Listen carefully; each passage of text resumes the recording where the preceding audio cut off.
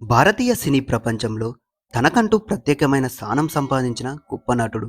ఆయన హాస్య పాత్రలు, ప్రతినాయక పాత్రలు ఇలా ఎన్నో క్యారెక్టర్ రోల్స్, అనేక రకాల పాత్రలో అద్భుతంగా నటించి ప్రేక్షకుల మనసులో చివరి స్థాయిగా నిలిచిపోయారు. మరి అతను ఎవరో కాదు, శంకర్ దాదా ఎంబీబీఎస్ సినిమాలో లింగం మామయ్యగా మనందరినీ నవ్వించిన పరేష్ రావల్ గారి గురించి ఈరోజు ఆయన జీవిత విషయాలని తెలుసుకుందాం.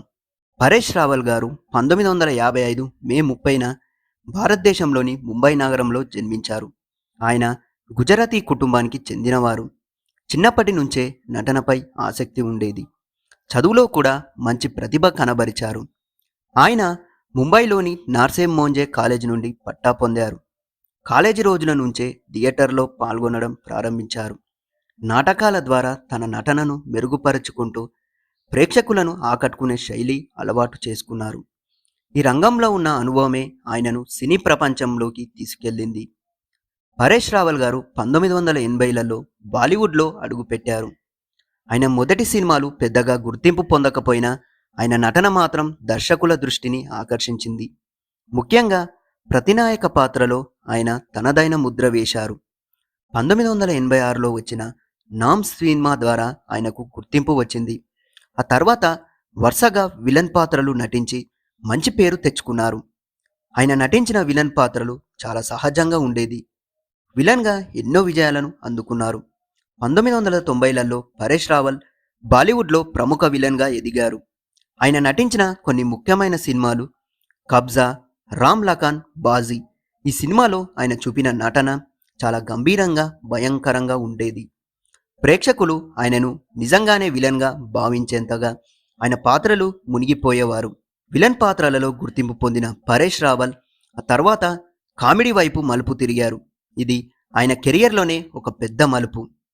2000 సంవత్సరంలో వచ్చిన హేరా పేరీ సినిమాలో బాబురావ్ గణప్రతాప్ ఆప్టే పాత్ర ఆయన కెరియర్ను పూర్తిగా మార్చేసింది. ఈ పాత్ర ఇప్పటికే భారతీయ సినీ చరిత్రలో అత్యుత్తమ కామెడీ పాత్రలలో ఒకటిగా గుర్తించబడింది. ఈ పాత్రలో ఆయన చూపిన టైమింగ్, డైలాగ్ డెలివరీ, ఎక్స్ప్రెషన్స్ అన్నీ కలిపి ప్రేక్షకులని కడుపుబ్బా నవ్వించాయి. ప్రముఖ సినిమాలు పరేష్ రావల్ అనేక హిట్ సినిమాలలో నటించారు. వాటిలో కొన్ని ముఖ్యమైనవి Pir Hera Pheri, Hungama, Garam Masala, welcome, oh my God. ప్రత్యేకంగా ఓ మై గాడ్ సినిమాలో ఆయన చేసిన పాత్ర చాలా ప్రశంసలు అందుకుంది. ఈ సినిమాలో ఆయన సమాజంలోని మూఢనమ్మకాలపై ప్రశ్నలు లేవనెత్తే వ్యక్తిగా కనిపించారు. ఆయన నటన ఎన్నో ప్రత్యేకతలు ఉన్నాయి. పరేష్ రావల్ గారి నటనలో కొన్ని ప్రత్యేక లక్షణాలు. వైవిధ్యం. ఆయన ఒకే తరహా పాత్రలకే పరిమితం కాలేదు. విలన్గా, కామెడీగా, అటు సీరియస్గా అన్ని రకాల పాత్రలు మెప్పించారు. ఆయన డైలాగ్ డెలివరీ, ఆయన మాట్లాడే విధానం చాలా సహజంగా ఉంటుంది. కామెడీలో టైమింగ్ చాలా అద్భుతంగా ఉంటుంది.